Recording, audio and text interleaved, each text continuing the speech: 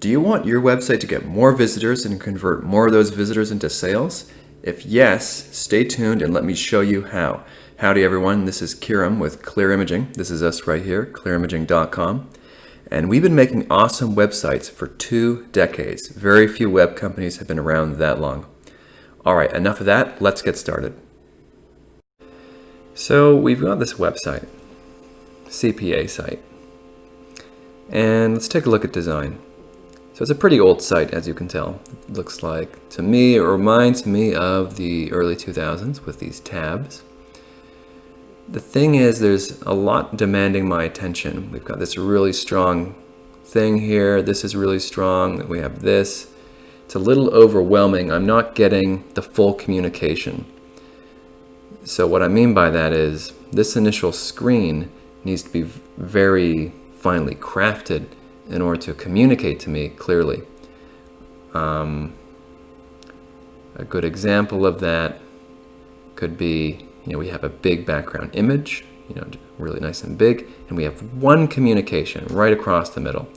We do X for audience Y, or we help audience Y achieve X result with product Z. You see what I'm saying? That's the unique selling proposition.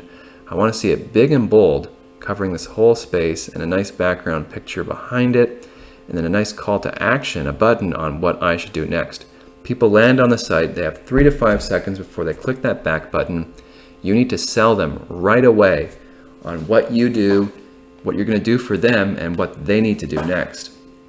People are on sites, they're on websites, and they're just kind of in a trance. You have to be really clear about this stuff. You cannot put this much data on this initial screen. This is too much.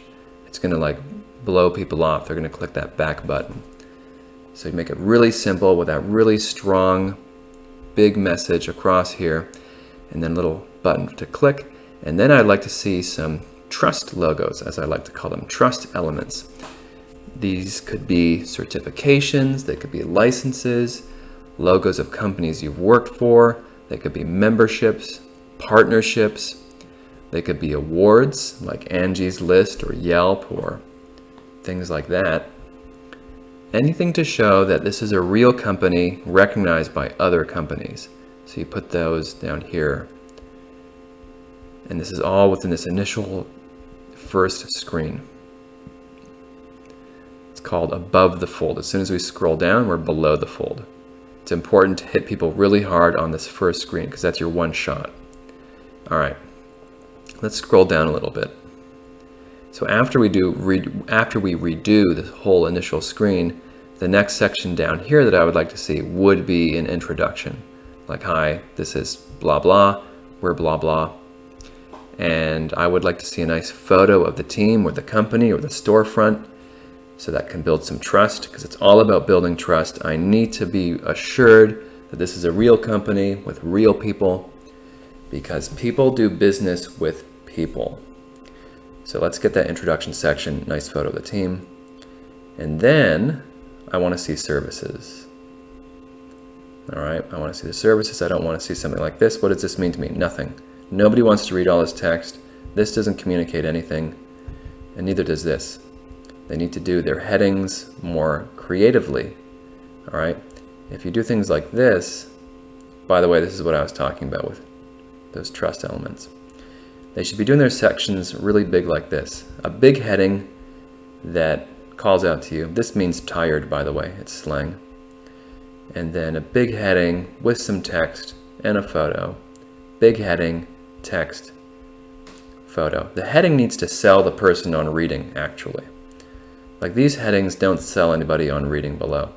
You'd have to be very deep in the sales funnel to even care to read this much text. If you're at the awareness level of the funnel, you don't really care, you're just kind of curious, just like scrolling through, you need to be sold on reading the text. So that's why these headings need to sell the text. So the content needs to be redone here with these sections.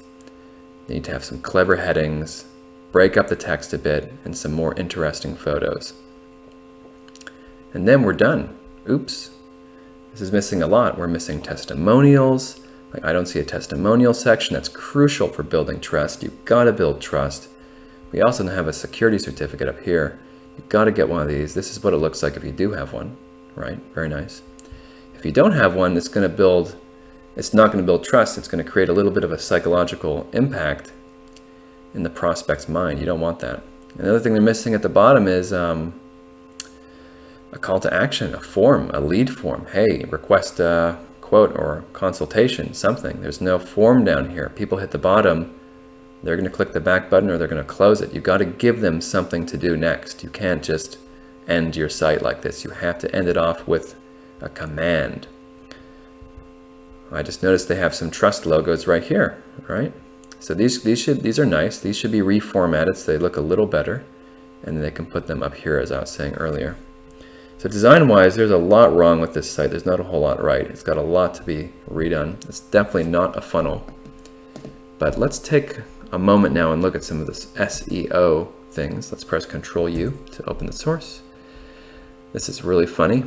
So you see this up here, this tab?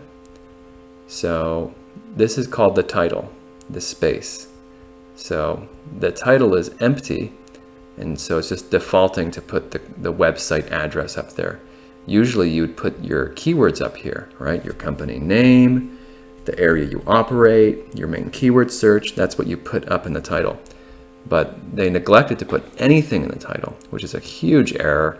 That's just a terrible SEO error. You've got to put your company name up here, the service area that you operate in, and then your main keyword. This is the most important search optimization you can do on a website is the title, and they don't have anything in it. So that's very important that they get that done. All right, other things are headings. Headings are super important. We call this one heading 1. It's the main heading for a page, this guy right here. And it's pretty okay. It's got a company name in it. And I would just say to add in their service area, and that could be pretty good. Otherwise, text is also really important for SEO. You've got to have a lot of unique text. It can't be from Wikipedia. It can't be from some content generation tool. It needs to be written by professionals or your team. And you need to have 500 words per page.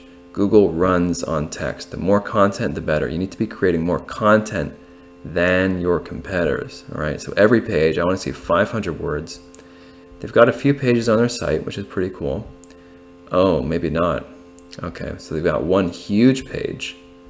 Truly, they need one individual page for each of these. For instance, you know, if they have one page here about sales tax services, I mean, they have one paragraph about it. What if one of their competitors was so bold to create 10 pages all about that, various articles? Well, the competitor would dominate. These guys wouldn't come close because they only have 90 words about it, whereas the competitor has 5,000 words. So learn from this. Don't do this with your services. Make an individual page for every service, and don't stop there. Get a blog and continue to write about those services in your blog. Now, it's really great that they're doing this.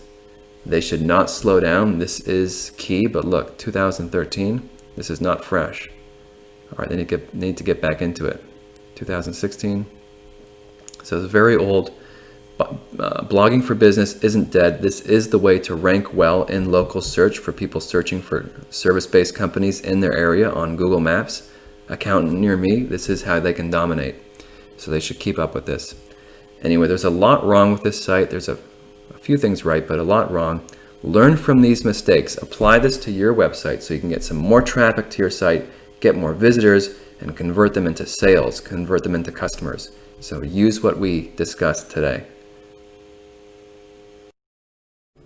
If you want your website to be properly designed and SEO'd, then come on down to clearimaging.com and send us a message. We've been at it for 2 decades. We always answer emails and get the job done. So don't be shy. Just come on down, reach out to us, and let us know if there's anything we can do for you.